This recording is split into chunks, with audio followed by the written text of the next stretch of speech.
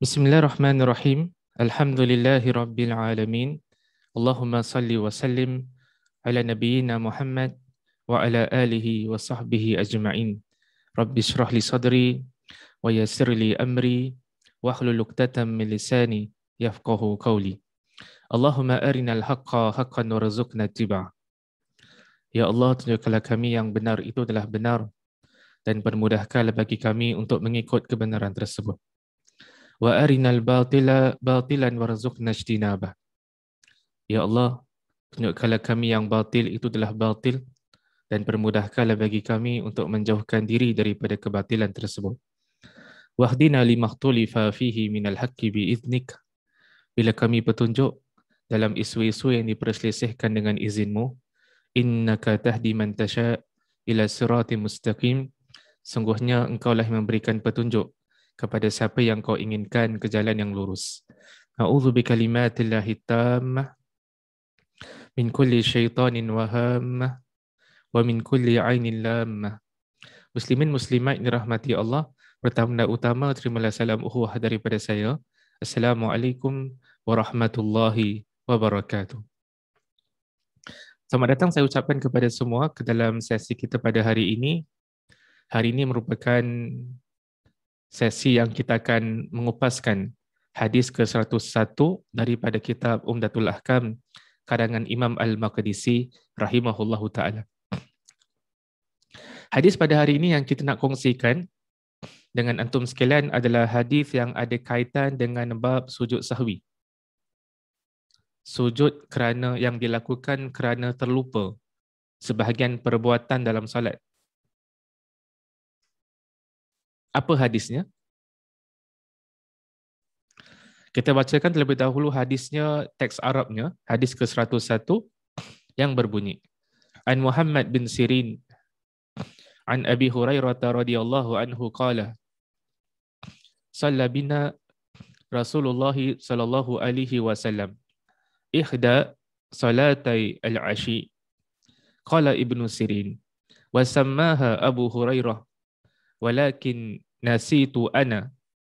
Qala fasalla bina raka'atain thumma sallam faqama ila khashabah ma'rudatin fil masjid fattaka'a 'alayha ka'annahu ghadban wa wada'a yadahu al-yumna 'ala al-yusra wa shabbaka baina asabi'ihi wa harajat as-sar'an min abwabil masjid faqalu qasuratis salatu wa fil qaumi Abu Bakrin wa Umaru fahaba an yukallimahu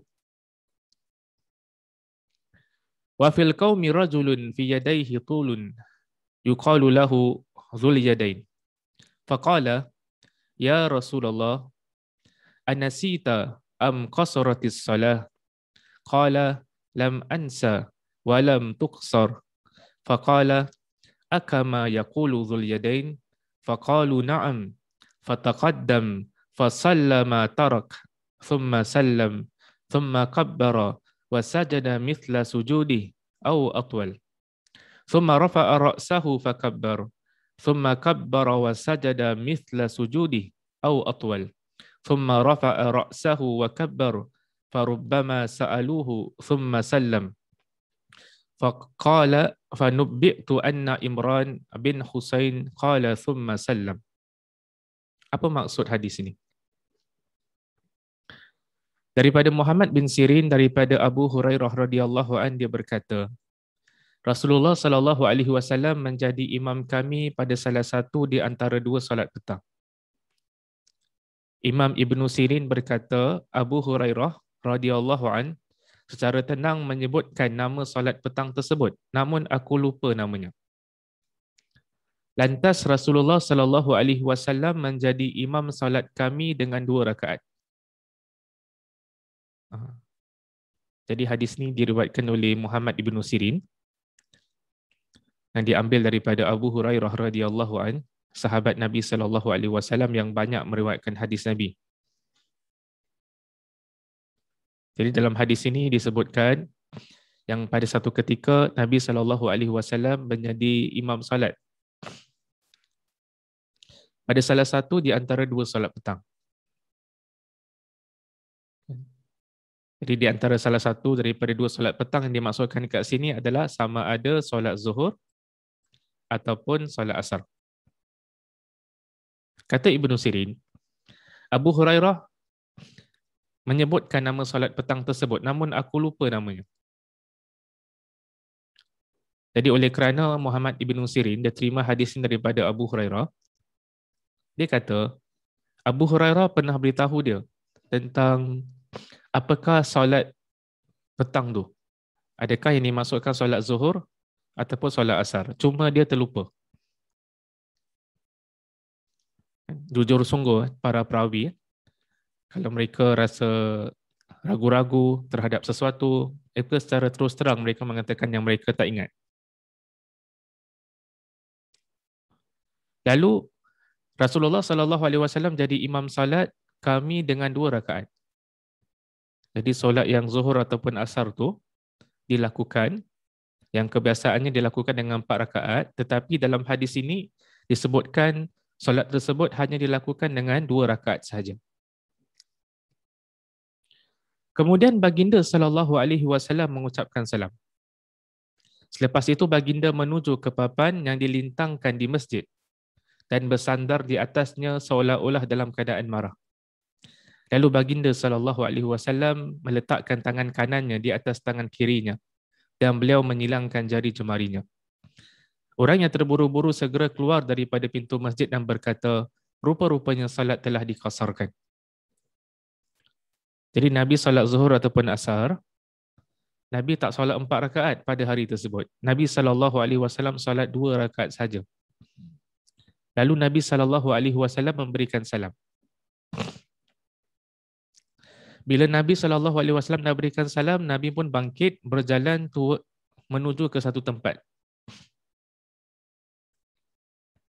Orang-orang yang ikut kat belakang di kalangan sahabat Nabi SAW, ada yang fikirkan yang pada hari tersebut Nabi telah mengqasarkan salat. Nabi telah memendekkan salat daripada 4 rakaat hingga 2 rakaat. Ada yang berfikiran sedemikian rupa. Kerana pada hari tersebut Nabi tak solat 4 rakaat, tapi Nabi SAW mendirikan solat 2 rakaat sahaja. Kebetulan di antara hadirin adalah Abu Bakar dan Umar radhiyallahu anhuma. Kedua-duanya merasa segan untuk mengajak Nabi Muhammad SAW bercakap. Mujur antara hadirin ada seorang yang digelar sebagai Zul Yadain. Dia bertanya, "Wahai Rasulullah, adakah Tuan lupa dalam salat atau salat memang betul-betul diringkaskan?" Jadi Nabi salat berjemaah dengan sahabat. Di kalangan sahabat tu, kat belakang jadi makmum adalah sahabat-sahabat yang hebat. Di kalangan para khulafa' Rashidin. Antara mereka adalah Sayyidina Abu Bakar As-Siddiq radhiyallahu anhu. Antara mereka adalah Sayyidina Umar ibn Al-Khattab radhiyallahu anhu. Tapi pada ketika itu, Sayyidina Abu Bakar dan Sayyidina Umar, mereka rasa segan nak berbicara dengan Nabi SAW pada ketika itu. Dalam masa yang sama juga, di kalangan para jemaah yang makmum pada ketika itu ada seorang lelaki, seorang sahabat Nabi yang diberikan gelaran Zul Yadain. Dia yang memberanikan diri untuk tampil ke hadapan, untuk start a conversation, untuk bertanya kepada Rasul SAW. Apakah soalan Zul Yadain kepada Rasul SAW? Ya Rasulullah, adakah Tuan lupa dalam salat? Atau salat memang betul-betul telah diringkaskan? Dia tanya Nabi. Yang tadi itu Nabi salat yang sepatutnya 4 rakaat, tapi Nabi SAW salat 2 rakaat. Adakah Nabi SAW terlupa? Sampai Nabi salat 2 rakaat sahaja, yang sepatutnya 4 rakaat? Ataupun memang betul-betul salat ini diringkaskan? Dikasarkan? Dipendekkan? Satu pertanyaan ingin tahu daripada sahabat Nabi SAW. Kerana ada yang dah berfikir dah yang solat telah diringkaskan. Nabi Muhammad SAW menjawab, saya tidak lupa dan solat juga tidak dikasarkan. Nabi Muhammad SAW meneruskan lagi, Adakah solatku tadi memang seperti yang diucapkan oleh Dzul Yadain? Benar, jawab para sahabat. Nabi Muhammad SAW pun bergerak dan menyempurnakan kekurangannya. Kemudian salam, bertakbir dan sujud seperti sujudnya atau lebih panjang lagi. Jadi bila sahabat Nabi Dzul Yadain dia dah tanya soalan tersebut kepada Rasul SAW, Nabi SAW respon, Nabi kata Nabi tak lupa dan Nabi pun tidak mengkasarkan salat, tidak memendekkan salat.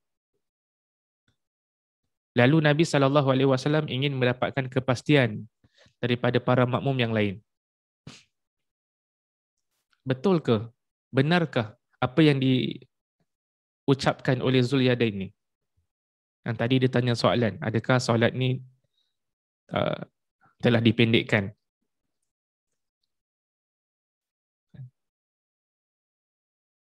Maka para sahabat berkata, benar. Benar yang Nabi tadi solat hanya 2 rakaat sahaja. Yang sepatutnya solat itu 4 rakaat. Lalu apa yang dilakukan oleh Nabi SAW? Nabi SAW pun menyempurnakan kekurangan dia. Oleh kerana tadi Nabi cuma solat 2 rakaat, maka Nabi tambah lagi 2 rakaat. Kemudian Nabi SAW memberikan salam. Kemudian Nabi bertakbir, kemudian Nabi sujud. Selepas itu baginda SAW mengangkatkan kepala dan bertakbir. Kemudian bertakbir dan sujud sebagaimana sujudnya dan lebih panjang. Seterusnya baginda mengangkat kepala dan bertakbir. Para sahabat bertanya. Kemudian Nabi Muhammad SAW mengucapkan salam. Jawab Muhammad bin Sirin. Di kemudian hari aku beroleh khabar bahawa Imran bin Husain berkata, lalu baginda SAW mengucapkan salam. Jadi bila selepas Nabi dah dapatkan kepastian daripada para sahabat yang Nabi betul-betul solat 2 rakaat, Nabi pergi kembali ke tempatnya sebagai imam, Nabi resume lagi 2 rakaat. Kemudian Nabi beri salam. Kemudian Nabi sujud. Kemudian Nabi duduk antara 2 sujud. Kemudian Nabi sujud sekali lagi. Kemudian Nabi SAW duduk. Dan kemudiannya Nabi SAW memberi salam. Jadi hadis ini adalah hadis yang diriwayatkan oleh Imam Bukhari, hadis yang diriwayatkan oleh Imam Muslim rahimahullah. Apakah pengajaran-pengajaran penting yang boleh kita peroleh daripada hadis ini? Pertama sekali kata para ulama, terdapat hikmah disyariatkan sujud sahwi. Sebagaimana kita lihat tadi, Nabi oleh kerana terdapat kekurangan dalam salatnya, Nabi melakukan sujud sahwi. Sahwi itu maksudnya lupa. Sujud yang dilakukan ketika mana seseorang itu terlupa melakukan perbuatan-perbuatan tertentu dalam salat. Apa hikmah disyariatkan sujud sahwi ini? Adalah untuk menampal kekurangan yang terdapat pada salat. Jadi sujud sahwi yang dilakukan oleh Nabi SAW adalah dengan tujuan menampal kekurangan yang terdapat pada salat. Pengajaran yang kedua, ulama bersepakat bahawa sujud sahwi adalah disyariatkan, tetapi mereka berbeza pandangan mengenai hukumnya. Jadi ulama 4 mazhab mereka sepakat sujud sahwi ini memang ada. Pernah dilakukan oleh Rasul SAW. Cuma mereka berbeza pandangan apakah hukum melakukan sujud sahwi. Sebahagian di kalangan ulama, antaranya adalah ulama-ulama mazhab Syafi'i, mereka mengatakan sujud sahwi ini hukum dia sunat. Dalam arti kata yang lain, kalau tak buat pun tak apa. Itu pandangan mazhab Syafi'i. Pandangan Imam Abu Hanifah dan juga Imam Malik, dia mengatakan sujud sahwi ini wajib dilakukan kalau sekiranya terdapat kekurangan dalam salat.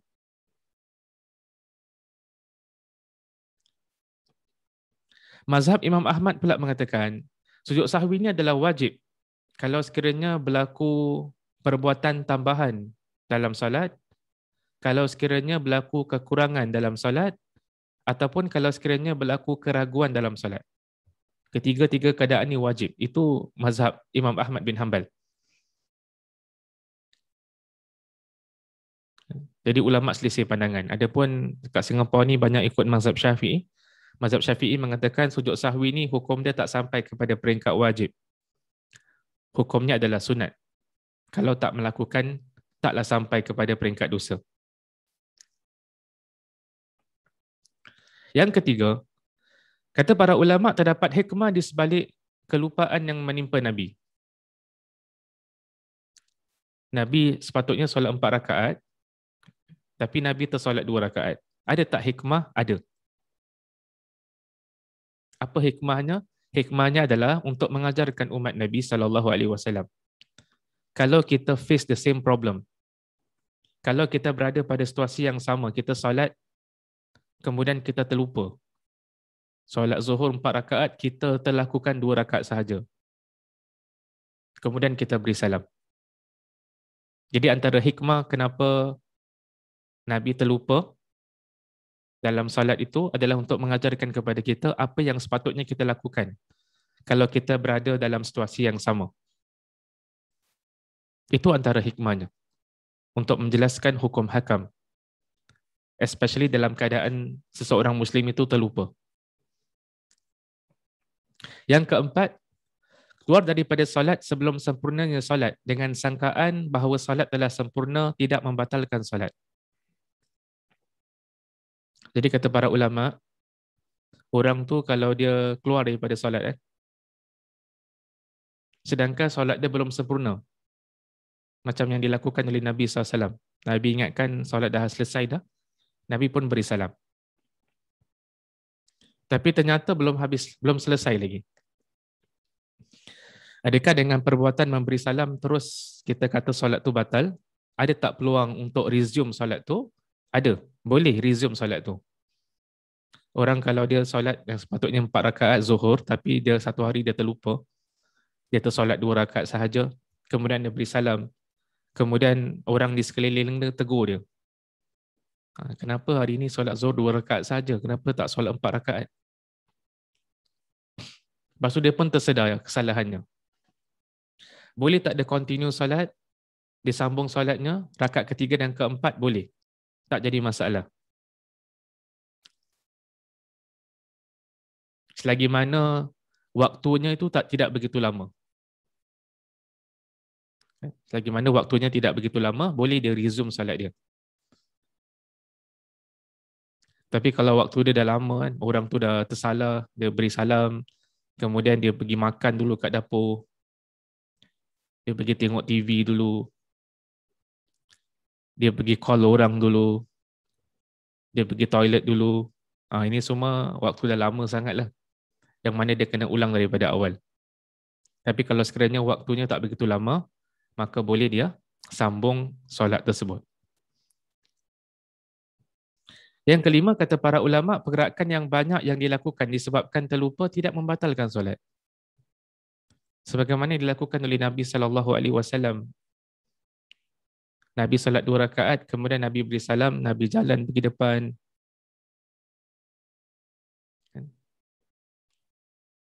Jadi sebagian ulama menyimpulkan, kalau pergerakan itu dilakukan disebabkan terlupa, tidak membatalkan solat. Yang keenam, hadis ini menunjukkan tentang kehebatan Nabi SAW di hati para sahabat. Mereka respect sangat Nabi SAW. Mereka hormat sangat Nabi SAW. Sehingga mereka rasa segan. Bila Nabi solat 2 rakaat, mereka rasa segan untuk bertanya dekat Nabi SAW. Kerana mereka memuliakan dan menghormati Nabi SAW. Itulah di antara pengajaran-pengajaran penting yang boleh kita raih daripada hadis ini. Pada hari ini saya berpada setakat di sini.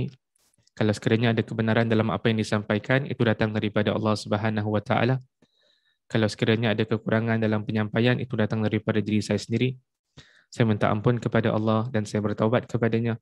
Kita tutup dengan tasbih kafarah. Subhanakallahumma bihamdika asyhadu an la ilaha illa anta astaghfiruka wa atubu ilaik.